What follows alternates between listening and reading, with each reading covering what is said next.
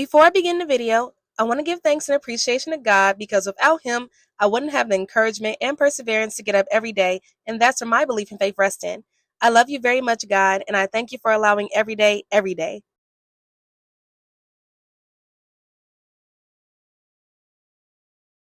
I know what homeschool is, I'm not retarded. So you've actually never been to a real school before? Shut up. Shut up! I didn't say anything. Homeschooled. That's really interesting. Thanks. But you're like really pretty. Thank you. So you agree? What? You think you're really pretty? Oh, I don't know. Oh my god, I love your bracelet. Where did you get it? Oh, my mom made it for me. It's adorable. Hey dudes and dudettes, I hope your day is going just as sublime as your face. Welcome to my channel, The Jazzy Diaries, where I give my opinion and analysis on movies and TV shows, and every blue moon I may vlog from time to time. In today's video, I will be talking about Mean Girls. While opinions are more than welcome, however, there are boundaries in having opinions which can be harmful. Please keep it respectful, insightful, and tasteful in the comment section if you do decide to comment down below, and the world will continue to be a beautiful place for everybody. Now, with that being said, let's unpack this video. Mean Girls has been sensationalized through pop culture with celebrity reference in Ariana Grande's music video, Thank You Next, with stickers like Gretchen Wiener's and Regina George's infamous quotes, "So fetch, you can't sit with us," and "Boo you whore," being the most known staple points of the movie. It has also been popularized as a trend on social media, be their aesthetic and catchphrases, and has been labeled as a nostalgic classic film that has gathered a cult following since. It has been submitted as a girly coming-of-age film, and I think it sheds light on how there's a blatant disregard to the parents in the movie on being seen but not heard, specifically with Regina's folks. Despite the movie being known for its pink girly aesthetic, it's not just some chick flick to brush aside that doesn't have a point. It actually targets serious topics such as self-esteem, misogyny, and accountability, much to Janice Ian's character undevelopment, which is disappointing because no one held Janice Ian accountable for the fact that she was no threat to anybody's insecurities, whereas Regina's growth was through an outlet which was lacrosse by the end of the movie. But no. Janice's development was kissing a guy at the end of the movie as she was just hoping that a guy noticed her I Hate Men protest outfits so she could feel seen. And honestly, she didn't even like Katie. She was just another pawn to be exploited and knocked off so she could prove her insecurities are in the right against Regina, and needed someone so susceptible enough to take the bait and fall for her schemes, and lo and behold, Katie Heron strolls in and becomes Janice's victim who she can leech off of instead of just her and Damien apologizing to Katie, Karen, Gretchen, and most importantly, Regina. So on the internet, it states the message and psychology of Mean Girls. Those are just surface level ways of targeting issues, but not really holding someone accountable for their actions like you should. It's more of a statement than actually having a seat and really resolving why the movie is even called Mean Girls.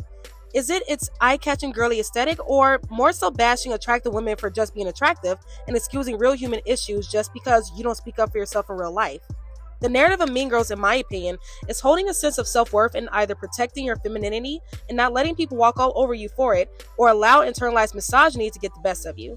Because inadvertently, Regina George lashes out and tries to establish a sense of control in her insecurities because no one held her accountable, just the same as Janice Ian, and that's how character growth gets stunted, much to the disappointment of Janice Ian undevelopment.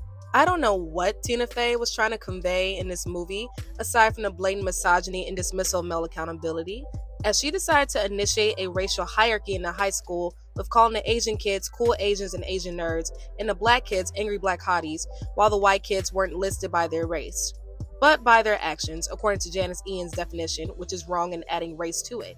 It's unnecessary as she feels that this entitles her and Damien to being better than people because of the gross insecurities they decide to keep, which makes them feel more human than who they are comparing themselves to. Because Katie was coherently green coming into a foreign country to her and wasn't really used to a lot of social interactions with kids her age and a demand of high school mediocrity in American schools, which made her an easy target for both Janice and Regina because they were a lot alike in more ways than one.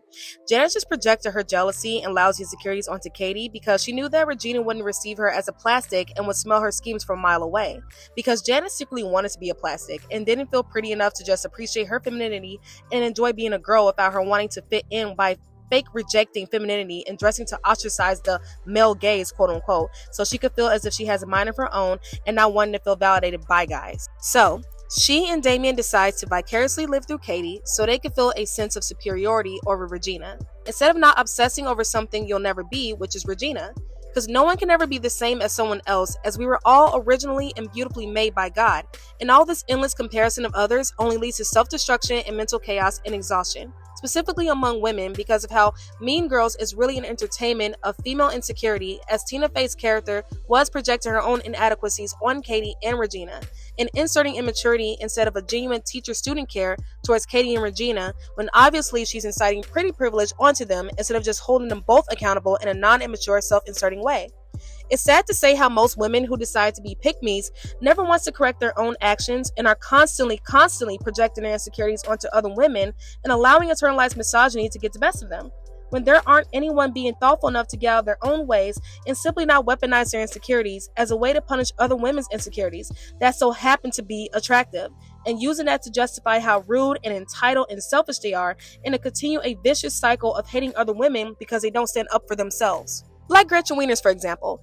She was a thoughtless and manic girl who literally made her outer appearance an excuse for her bad behavior and didn't stand up for herself, especially when Regina tried to put her down for making fetch happen, and really felt as if she didn't have a personality outside of Regina, and weaponized her femininity to where only Karen was more compassionate still for Gretchen, because she had a good heart and unconditional love for everyone. Gretchen would have been cool if she didn't allow her ego to get the best of her, because she had potential growth aside from being in Regina's shadow, and really could have shown a more softer and calm down side of herself, where she could be her own person and grow from being uncozy with herself. While Karen Smith, on the other hand, was really in her own world and a super sweetie pie, and actually held the friend group together, believe it or not. And despite Regina lashing out at her and insulting her, she still stays by her side and actually is Regina's sweet side of how she viewed things in a more genuine and patient light, and was always easygoing and was really the only one out of the friend group that didn't have an ulterior motive or cruel intentions in being friends with Regina. It was actually there for her and even welcomed Katie with open arms, and never really held anything against anyone or switched up just to suit herself. So she's actually the stable one in the group aside from her boobs telling the weather. And Janice was just waiting at the door for her plastic invite and was so mad at herself for never admitting she truly wanted to be Regina and actually get away with the same antics as Regina, but decided to be prideful and deny the internalized misogyny she allowed to dictate her ego, and has so much time on her hands to exact pathetic revenge on Regina instead of leaving Regina to her karma. If Janice hadn't been such a jerk and held herself accountable, she would have been the best character to see with genuine growth and actually apologized to Katie and specifically Regina, as Regina owed her an apology as well for how she treated her and Damien. And he also needs to apologize as well. For the both of them, because they were both insecure narcissists that didn't want to get over themselves and cared immensely what others thought of them, and hence why Janice was dressed as the opposite of the usual feminine approach to feel more at ease for insecurity and establishing a sense of control where she'll feel more taken seriously when comparing herself to Regina, because she thinks projecting femininity is what allows Janice to have an identity outside of the male gaze, which she secretly pines for, especially with the guy she got up with at the end. And Miss Norbury was immature and inappropriate in her approach to Katie with trying to hold her accountable, and she, along with the rest of the other teachers, are a bunch of coward wimps who didn't stand up for themselves or properly assert their teacher authority in maintaining respect as a teacher and projecting their insecurities on students. And as a whole, Miss Norbury sucked. And then there was Katie. Katie was sneaky, insecure, and mousy, and was already displaying signs of jealousy towards Regina when referring to her as a Barbie doll instead of a person, which was wrong. And the fact that she was openly attracted to another girl's boyfriend shows how much of a terrible person she is, and a blatant disregard of her own self-respect and genuine friendship she could have had with Regina, but decides to let two losers dictate her actions because she felt just as small and unseen as Damien and Janice does, when really Katie could have been her own person and not let what other people think get the best of her. I honestly don't think she had genuine character growth, as I think that Tiara's stunt was just a way for people to like her again and not bully her. But in that scene when she was on stage, I think Karen should have gotten a tiara, as it would have been befitting for her, as she remained super sweet towards everyone and broken the pieces off towards everyone in the crowd, saying that every girl can shine and it's not up to people, let alone men, to give you the spotlight. You should already know your worth and not allow the words and actions of others to diminish it. And Katie was just insincere from the start with Regina. Aside from Janice and Damien's narcissistic schemes, she was trifling and went after another girl's boyfriend, Aaron, which should have never happened. It was low and petty and selfish of them both. And I'm glad Regina and her were on okay boundaries at the end, because once a snake will always be a snake, and Regina rightfully had her guards up. And finally, Regina George. Regina was simply punished for being pretty. No, she wasn't a good person either, but neither was her parents, who didn't pay loving and emotional attention to her or her little sister for why Regina thought weaponizing her beauty was a way for her to have a power over other people because they let her and are just as insecure as she is. She just had a more extroverted approach to it, and Miss Norbury was jealous of Regina too, with how she let her personal feelings of how Regina talked to her come out at the gym instead of having a more one-on-one time with Regina and instilling responsibility and maturity with Regina. She became a high school student playing dress up like a teacher and coming at her in an inappropriate and disrespectful way.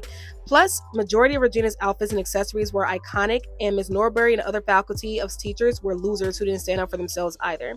And Aaron Samuels was a loser who was opportunistic and like not having a mind of his own, who was equally trashy and trifling like Katie, and should have apologized to Regina, and Regina should have apologized to everyone whose feelings she hurt and who she's bullied, specifically Karen's, because that's the only person who was for Regina and extended kindness and unconditional love for Regina.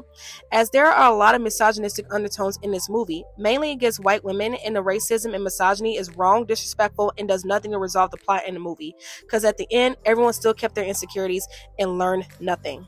Aside from how messy the plot was and punishing women just for being attractive, I like Regina George's outcome because she saw the error in her ways and the mistakes, and she decided to correct herself on that because it shows that she was already capable of change. She was just bored and really didn't have anything to do that was a steady outlet that she could pour into herself on, and she finally found that, which was lacrosse, because with Janice and Katie, they didn't really have an outlet, much more of them just staying insecure. And as you can see, they were in whatever circle or friend group they were in. But nonetheless, what I liked about Regina was she evolved from what she once was, and I feel like she's going to be a much better person now. So that's really good for Regina. I am so glad you came across my video, and I hope you enjoyed today's content. I appreciate you guys so much for taking a gander on my channel. Feel free to express your thoughts in the comment section below, and if you'd like to keep up with any upcoming announcements, news, and posts on entertainment, be sure to check out my blog. The link is in the description box, and if you made it to the end of the video, comment a smiley emoji, and remember, without God, we all wouldn't be here. Well, that's all folks. Have a happy rest of your day. Bye!